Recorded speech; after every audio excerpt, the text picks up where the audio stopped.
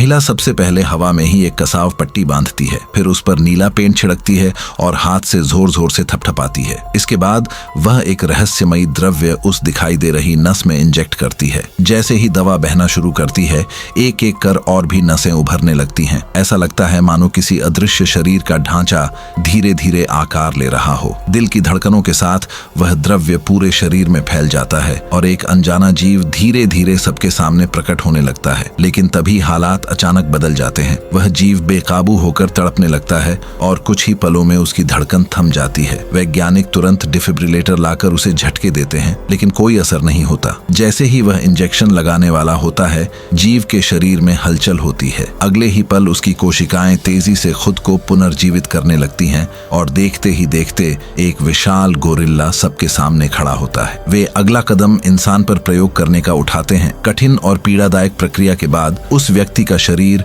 धीरे धीरे आंखों के सामने से गायब होने लगता है। कुछ ही देर में वह पूरी तरह अदृश्य हो जाता है। पर समस्या यह थी कि उसे अदृश्य तो बना दिया गया, लेकिन वापस सामान्य रूप में लाना संभव नहीं हो पा रहा था। मजबूरी में वैज्ञानिक उसे एक सुरक्षित कमरे में बंद कर देते हैं।